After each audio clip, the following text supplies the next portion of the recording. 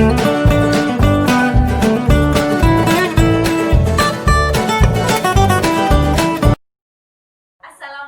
warahmatullahi wabarakatuh. Bagaimana kabarnya hari ini? Alhamdulillah, baik semua ya. Oke, nah sebelum kita memulai pelajaran pada pagi hari ini, hendaknya kita berdoa terlebih dahulu agar apa yang kita pelajari hari ini bisa menjadi ilmu yang manfaat dan barokah. Oke, berdoa dimulai.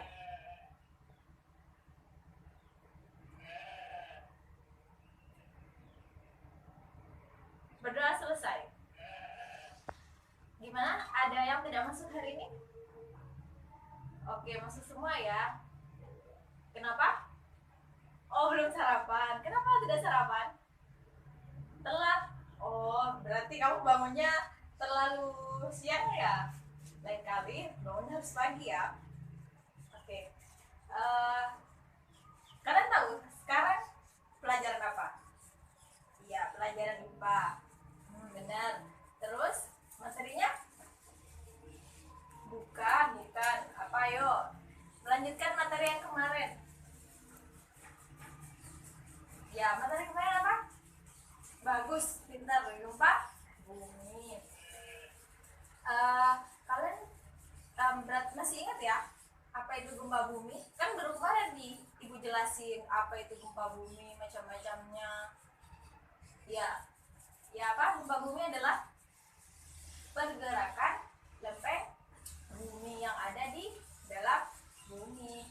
Nah, akibat dari gempa bumi ini dapat menimbulkan kerusakan-kerusakan pada berbagai sektor di lingkungan kehidupan manusia ya. Oke, gempa bumi ada berapa macam? Ada vulkanik dan tektonik. Gempa bumi vulkanik adalah gempa bumi akibat letusan gunung berapi. Oke, kalau seperti contohnya, misal kayak peristiwa yang sudah terjadi yang kemarin bencana alam yang sudah terjadi, misal meletusnya gunung Krakatau. Nah, akibat dari letusan gunung itu maka timbullah gempa. Nah, itu dinamakan gempa bumi vulkanik. Apa sih gempa bumi tektonik itu? Ayo, belajar kan? Ya, pintar. Gempa bumi tektonik itu adalah gempa bumi akibat pergeseran lempeng bumi. Nah, ketika gempa bumi itu terjadi cukup dahsyat ya, cukup skalanya cukup besar, maka dapat menimbulkan tsunami seperti yang terjadi pada bencana alam yang ada di Aceh. Tahu kan ya? Nah, pertemuan kemarin Ibu juga sudah menampilkan beberapa slide tentang gempa bumi ya. Terus akibat yang ditimbulkan ya. Jadi kalian sudah paham ya mengenai gempa bumi? Oke. Nah, sekarang dampak dari gempa bumi itu sendiri apa? Ada dua ya, dampak dari terjadinya gempa bumi. Yang pertama ada dampak fisik, yang kedua ada dampak sosial. Yang pertama dampak fisik, karena terjadi gempa maka bangunan banyak yang rusak. Bangunan runtuh semua ya karena dahsyatnya gempa yang terjadi. Apalagi sektor-sektor seperti aktivitas manusia jadi kacau ya. Kemudian rumah-rumah banyak yang ambruk, jalan-jalan itu biasanya banyak yang retak dan putus gitu loh. Jembatan juga. Nah, seperti kalau misal kita lihat berita ya di TV, misal ada gempa di daerah mana? Di Maluku, seperti Maluku kemarin. Maaf, bukan Maluku, Lombok ya. Seperti di Lombok kemarin.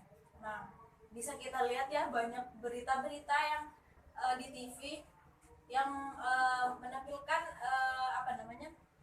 keadaan terkini setelah gempa.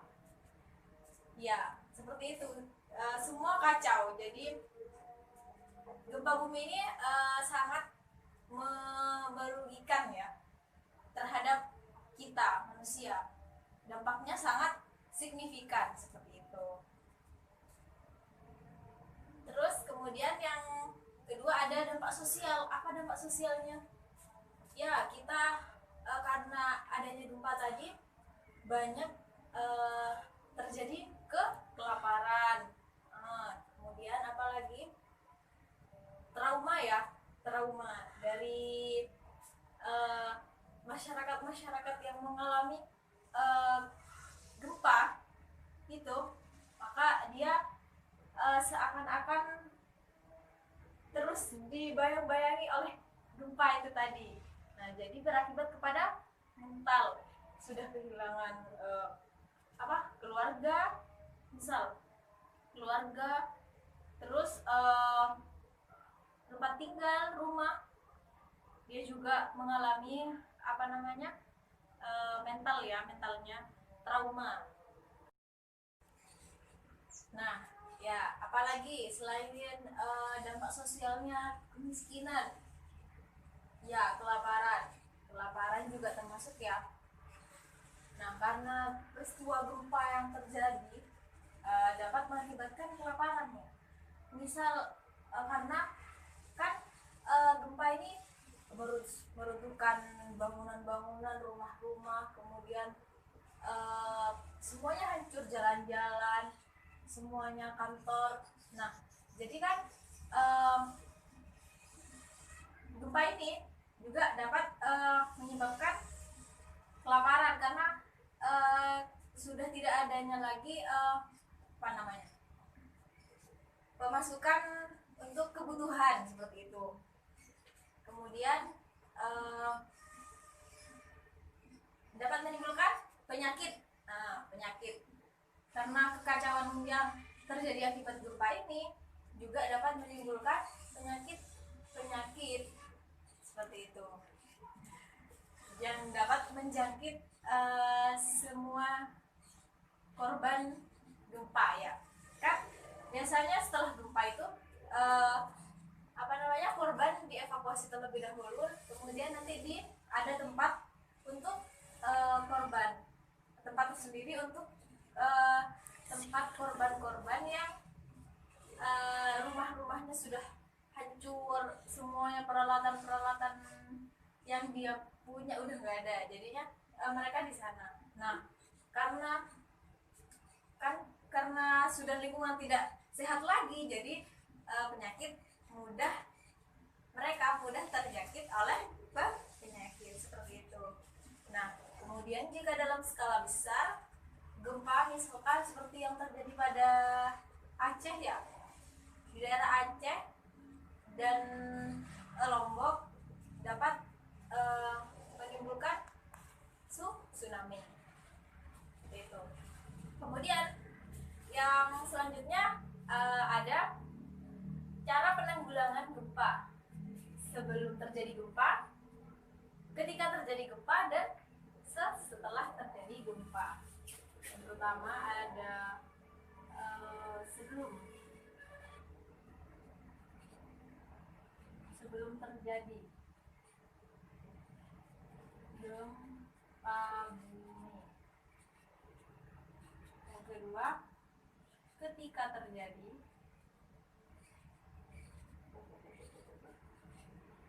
Yang ketiga adalah pasca, setelah terjadi. Oke, yang pertama sebelum terjadi gempa bumi. Nah, apa sih yang harus kita lakukan sebelum gempa terjadi? Nah, ini cara penanggulangan ya, agar nanti kita meminimalisir kerusakan dan dampak yang terjadi seperti itu. Yang pertama, kita harus cari jalan aman terlebih dahulu. Cari jalan aman dari jalan yang tidak ramai, yang tidak terlalu banyak orang ya, yang sekiranya aman untuk dilalui ketika gempa berlangsung ya. Jadi kita bisa tahu tempat pelariannya seperti itu. Yang kedua, setelah cari jalan aman, pastikan cari tempat yang aman karena sudah tahu jalannya. Nah, nanti kita harus cari tempat yang strategis, tempat yang aman ya, sekiranya ketika terjadi gempa kita dapat berlindung seperti itu ya.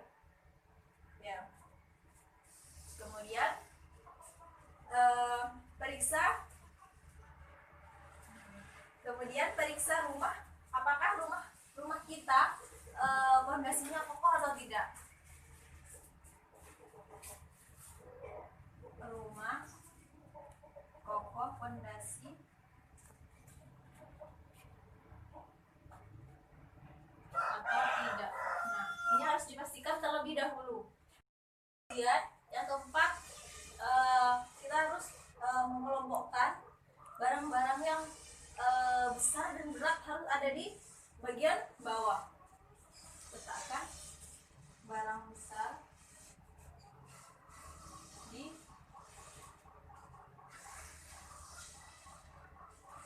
bagian bawah. Kenapa? Agar hal ini, misal ketika terjadi gempa, kalau seperti contohnya barang-barang yang berat ada di atas, nanti akan karena gempa kan ini bergetar semua ya.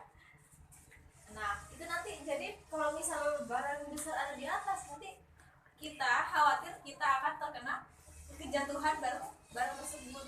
Nah, kemudian bukan hanya barang berat saja ya yang ada di bawah, juga ada barang pecah belah. Iya, bagus, seperti piring, gelas, semua yang barang-barang pecah belah ya, sebaiknya diletakkan di rak bagian bawah saja, dengan pertimbangan khawatir seperti yang tadi, takut ketika terjadi gempa dapat melukai orang-orang yang ada di rumah seperti itu, juga meminimalisir kerusakannya ya. Nah, ini adalah yang harus kita lakukan sebelum terjadi gempa bumi. Nah, kemudian yang kedua, ketika terjadi gempa. Nah, ketika terjadi gempa, apa sih yang harus kita lakukan? Yang pertama dan utama adalah kita harus menyelamatkan diri sendiri alih-alih menyelamatkan orang lain. Iya, itu aturannya ya. Harus selamatkan diri sendiri terlebih dahulu.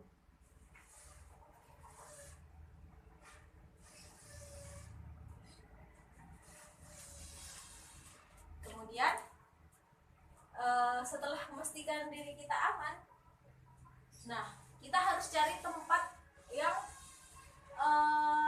tanah lapang ya, tidak di bawah bangunan, tidak di bawah pohon besar. Nah, itu adalah tempat lapang. Nah, itu tadi fungsinya kita mencari jalan aman dan tempat yang aman. Nah, agar ketika terjadi gempa kita dapat langsung menuju tempat tersebut seperti itu. Jadi kalau misal kalian lagi ada di rumah ya, di dalam rumah tiba-tiba gempa nih, nah kalian harus cepat-cepat menyelamatkan diri keluar rumah. Jangan di bawah bangunan, jangan di bawah pohon, jangan ada di bawah listrik, misalkan tiang listrik itu. Nah, agar kita bisa terhindar dari runtuhannya seperti itu. Kemudian misal ketika kalian berada di pegunungan, daerah pegunungan, hati-hati karena bisa terjadi, karena pegunungan itu adalah daerah yang rawan tanah longsor. Biasanya setelah gempa batu-batu yang ada di pegunungan, kemudian bukit-bukit itu kan biasanya ambruk gitu loh. Nah, jadi waspada tanah longsor. Kalau misal kalian ada di daerah yang tinggi, jadi kalian harus cari daerah dataran rendah seperti itu. Cari daerah dataran rendah. Kemudian, nah, kemudian yang keempat, misal kalian rumahnya ada di dekat-dekat pantai, di pesisir pantai, nah kalian harus berlari ke daerah yang menjauhi area pantai, daerah yang agak lebih tinggi, agak tinggi, namun bukan pegunungan ya. Kalau di gunung kan tadi khawatir tanah longsor. Terus kalau di pantai ini dikhawatirkan terjadi tsunami. Ya, bagus, tsunami. Seperti yang Ibu bilang tadi, ketika gempanya dahsyat, sangat dahsyat, itu dapat berpotensi untuk menimbulkan tsunami seperti itu. Nah, kemudian yang ketiga adalah setelah terjadi gempa bumi. Nah, dari serangkaian kegiatan-kegiatan yang kita lakukan tadi itu kan demi keselamatan kita. Nah, ketika kemudian setelah terjadinya gempa, yang harus kita lakukan adalah menjauhi entah itu bangunan, pohon, ataupun tiang listrik yang miring yang sudah mau roboh itu. Nah, kita harus menjauhi tempat-tempat seperti itu karena dari gempa yang terjadi dapat menimbulkan gempa bumi susulan seperti itu. Kemudian kita harus memastikan diri kita selamat terlebih dahulu. Kemudian baru setelah itu ketika kita melihat saudara kita, keluarga kita, tetangga kita, atau bahkan orang yang tidak kita kenal pun, kita harus menolongnya seperti itu. Namun yang terpenting adalah kita harus menyelamatkan diri kita sendiri terlebih dahulu. Kemudian menghubungi keluarga kita, mengecek keluarga kita. Apakah dari misal ketika terjadi gempa tadi kita berpencar ya, setelahnya kita harus mengecek keadaan keluarga kita sendiri. Nah, yang terakhir menghubungi pihak-pihak yang dapat memberikan bantuan dan pertolongan seperti itu. Nah, dan sampai sini ada yang dipertanyakan? Wah, pinter-pinter semua ya murid-murid di sini.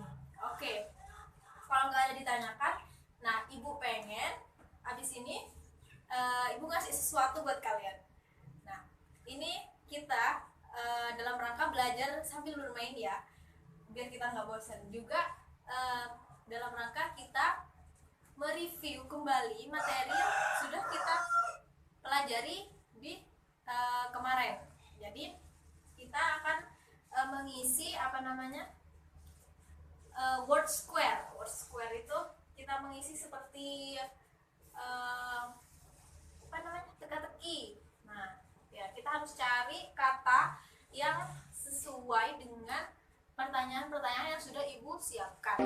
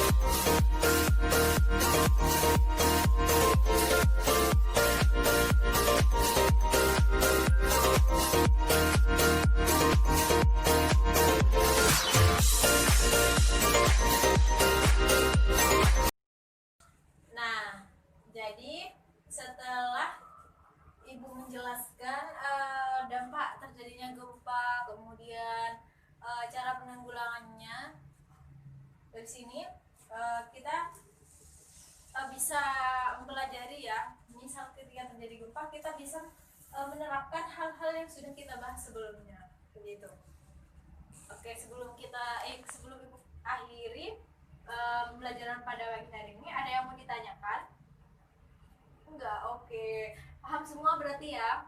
Oke, baik, kalau emang sudah tidak ada yang mau ditanyakan, kita akhiri pembelajaran hari ini. Jangan lupa terus belajar, tetap semangat dalam mencari ilmu. Jangan pernah putus asa ya, karena cobaan dalam mencari ilmu itu banyak banget emang. Jadi kita harus maju terus, pantang mundur. Oke. Baik, kalau tidak ada yang mau ditanyakan, ibu akhiri. Nah, sebelum kita mengakhiri pembelajaran hari ini, kita berdoa ya terlebih dahulu agar apa yang kita pelajari bisa menjadi ilmu yang bermanfaat dan barokah, tidak hanya untuk kita tetapi untuk sesama. Berdoa dimulai.